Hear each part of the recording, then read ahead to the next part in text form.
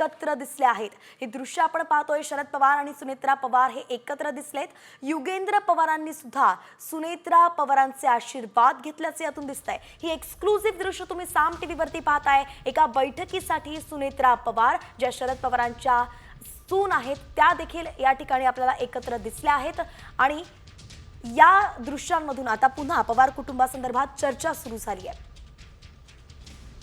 मंगेश कचरे आपले प्रतिनिधी आपल्या सोबत जोडले गेलेत। मंगेश, काय सांगाल, नेमकं कुठलीही दृश्य आहेत, काय घडलंय?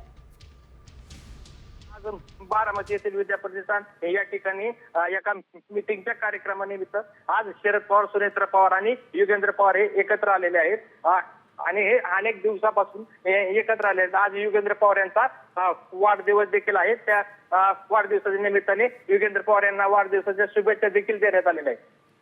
धन्यवाद, अतिशय सविस्तर अपडेट आपण दिली। एकंदरीतच आपण पाहतो युगेंद्र पवारांचा आज जन्मदिवस आहे आणि याच वेळी सुनेत्रा पवारांनी त्यांना खूप आशीर्वाद सुद्धा दिले आहेत। एका बैठकीमध्ये बारामतीमध्ये हे तिघे जण एकत्र आल्याची दृश्य आपण पाहतोय। सुनेत्रा पवार आहेत, युगेंद्र पवार आहेत आणि सोबत शरद पवार सुद्धा या ठिकाणी दिसत आहेत। बारामतीचं एक महत्त्वाचं कुटुंब आणि त्या ठिकाणी आपण बघतोय एकामागून एक घडामोडी खरं तर पवार कुटुंबासंदर्भात करतायत। ही दोन दृश्य आपण पाहतोय। शरद पवार आणि अजित पवार या दोघांनी अगदी काल एक बैठक त्यांची सोबत झाली होती आणि आज आपण पाहतोय अजित पवारांच्या ज्या पत्नी आहेत सुनेत्रा पवार त्या आणि शरद पवार हे दोघं सुद्धा एकत्र या ठिकाणी दिसलेत। तर हे दोन्ही दृश्य आपण जी पाहतोय यामुळे आता पवार कुटुंबासंदर्भात चर्चांना अजून जास्त उधाण आलेलं आहे। दोन्ही राष्ट्रवादी एकत्र होणार का?